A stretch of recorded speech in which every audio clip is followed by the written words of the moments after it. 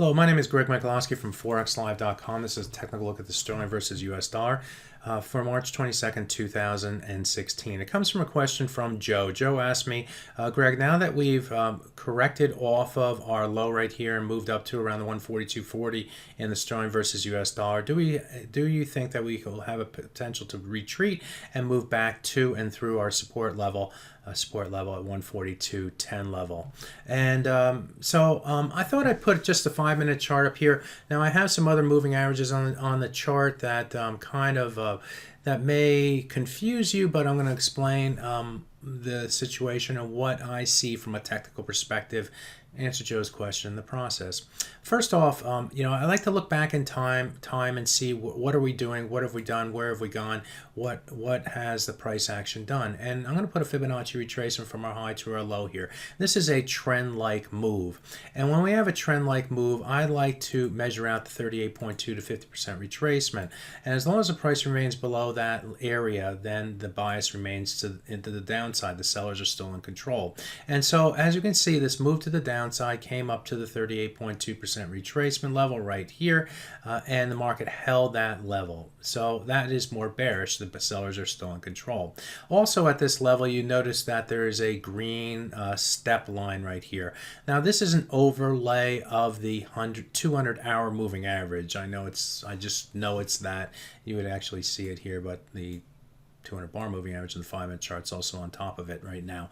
But anyway, this is a 200-hour moving average, and so not only did the market find sellers against a 38.2, but also against the 200-hour moving average. So are the sellers in control, Joe? Yes, okay. They are in control through here. Now, where did the market have to get to and through on the downside?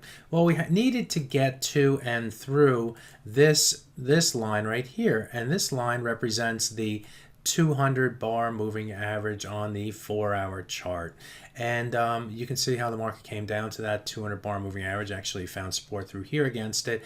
But we finally were able to break below that level, and what do we see? We saw momentum through that level. So are the sellers in control, Joe? Yes. And so what happened? The market continued down, and we actually went below another key support level here against the 100 bar moving average on the 4-hour chart. I know there's a lot of moving averages here that are all kind of together, but that's kind of good, and that's good in a way.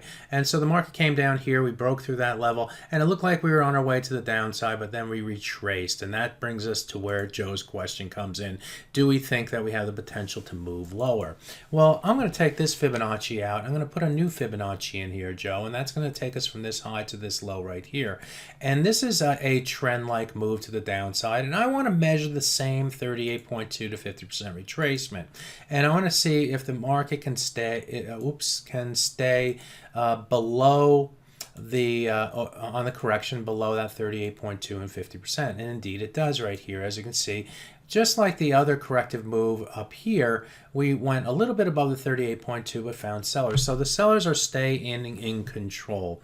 Our problem that we have, Joe, here comes right here at this 100 bar moving average on the 4-hour chart.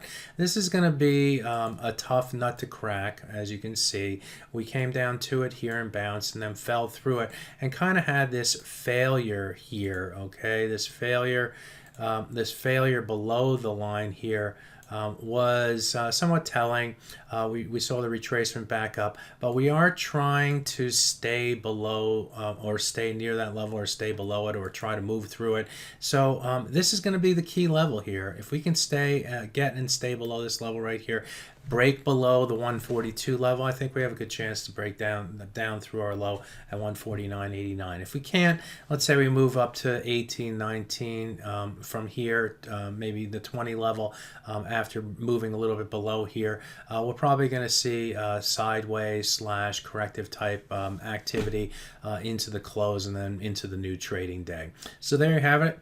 Joe, I hope I was able to answer your question and give you a little bit of education in the process. My name is Greg Michalowski.